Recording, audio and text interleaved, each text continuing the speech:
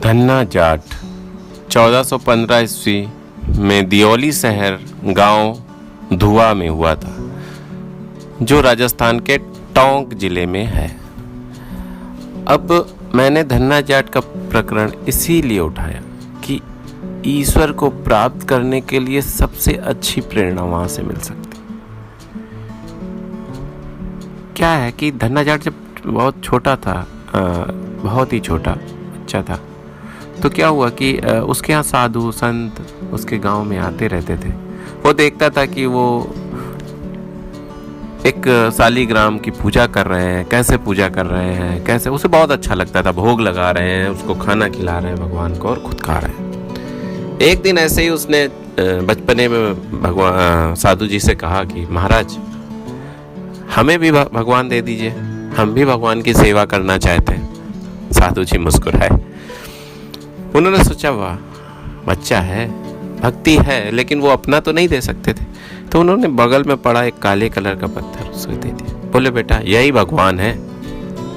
अब यहाँ ध्यान देने की बात ये है कि वो धन्ना जाट जो छोटा बच्चा था, उसने उनको एकदम असल में भगवान मान लिया, असल कि हाँ ये भगवान है और इसी चीज की आवश्यकता होती है।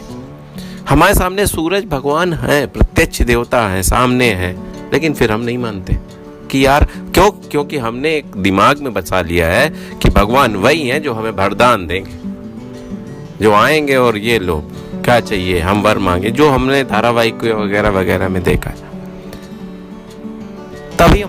तभी हम सहमत होंगे कि भाई भगवान है, क्योंकि ये तो हमें दे रहे हैं। जब हम मांग रहे हैं तो ये दे रहे हैं। प्रकट हो सामने है ना, सूरज भगवान सामने दिख रहे हैं, वायु देवता सामने दिख रहे हैं, आपके अग्नि देवता। अगर सूरज भगवान एक क्षण के लिए भी गायब हो जाएं, हम सब एक क्षण में मर जाएं।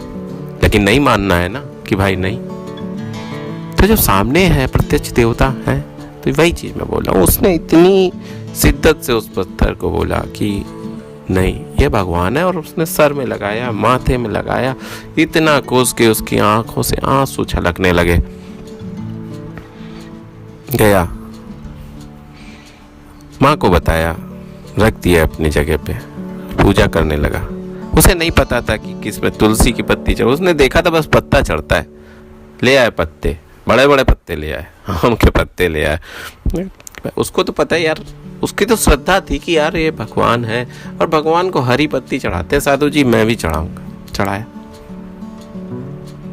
अब जब तिलक लगाया, चंदन लगाया, और जो भी जैसे भी उसके दिमाग से हो सकता था, जो जो उसने देखा था वैसे ही अनुसरण कर दिया। फिर आखिरी में देखा था कि साधु जी उसको भोग लगा के खाते हैं भगवान को। भोग लगाया, महाराज भगवान आइए और भोग स्वीकार कीजिए। लेकिन अब भगवान तो कहाँ आने वाले थे इतनी आसानी से। वो बैठा रहा, भगवान नहीं आए। उसे लगा कि यार भगवान नाराज हो गए। एक दिन हो गया, माँ को तो पता ही नहीं चला। वो जाके अपनी रोटी रखता है, रोटी खराब है और उसने फेंक। माँ को नहीं पता, बच्चा दुबला होने लगा। 1 दिन 2 दिन 3 दिन। अब तो भगवान खुद भूखे हो गए, खुद प्यासे भगवान को लगने लगी यार, कि उन्हें खुद अच्छा लगने लगा, मैं इसका खाना खाऊंगा। अरे एक दिन भगवान खुद आके खाना खाने लगे। क्या क्या बात है। मतलब अगर आप ईमानदारी से भगवान पे विश्वास करो, हम भोग लगा रहे हैं, विश्वास से लगाओ ना कि हाँ भगवान खाएंगे। अब वो भोग लगाता रहा, भगवान आके खाने लगे। अब देखो कितनी सरलता। एक रोटी थी, 3 दिन से नहीं खाया था, भगवान खा रहे थे प्रेम से। तो बोला क्या, कह रहे महाराज आधी रोटी हमें भी छोड़ दो, हमें भी बहुत भूख लगी। ऐसी भक्ति, इतनी भक्ति की आंखों से आंसू छलक आए। बस अगर इतना हो जाए ना तो ईश्वर मिल ही जाएगा, ईश्वर खुद आ जाएगा तुम्हारा। वो इतना शक्तिशाली यार, हम कुछ करके ईश्वर को पाले हमारे बस में नहीं है, किसी के बस में नहीं है। बड़े से बड़ा साधु, जहाँ ये आ गया बड़ा साधु, उसके अंदर आ गया मैं बड़ा ना, खत्म हो जाएगा, कुछ नहीं यार।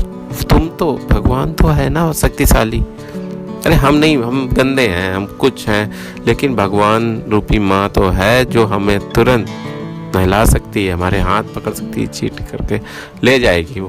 बस उसके हाथ में सौंप दो भाई, तुम ही जानो। बस आप चाहोगे तो हो जाएगा, नहीं तो हमारे बस का तो नहीं। बस इतना कहना है।